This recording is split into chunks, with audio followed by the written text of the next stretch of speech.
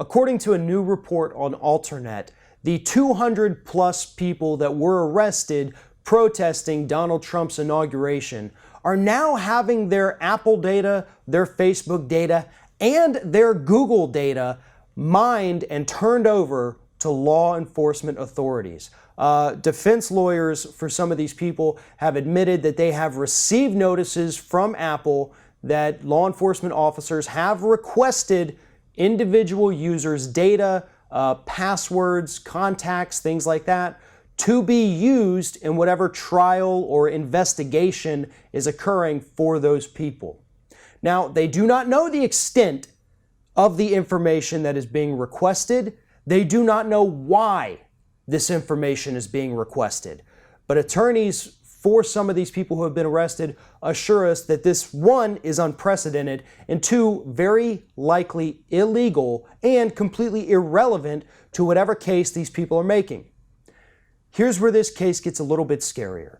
These people were arrested in Washington, D.C., which means that this investigation, the law enforcement officers involved are getting their direct orders from the United States Department of Justice, which is now run by Jeff Sessions. This is coming from the Department of Justice itself.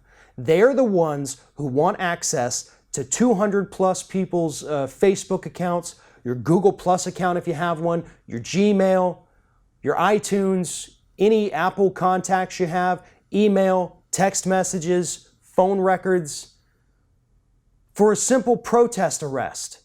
And essentially an arrest that was illegal to begin with because these people had a constitutional right to assemble, a right to protest.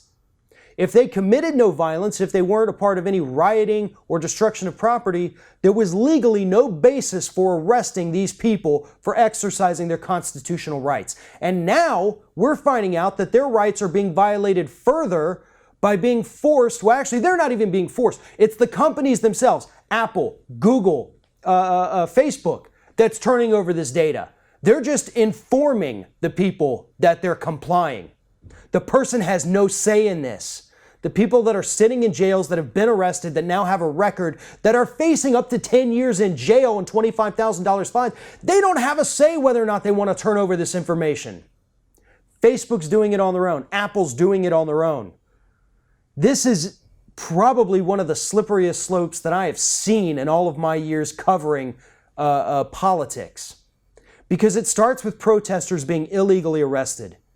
And now we're trying to gather their social media data, their phone data. This is insanity.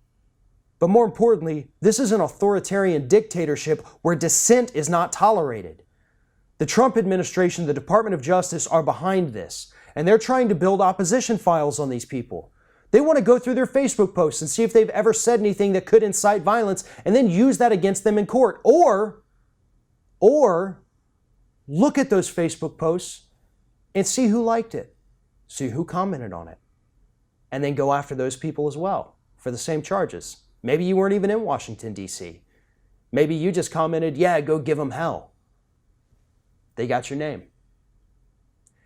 This is scary. This is something out of science fiction. This is something that we would think would never happen in the United States, but it's literally happening today. The Department of Justice is working with Facebook, Apple, and Google to get their hands on your private information, and we don't know exactly why.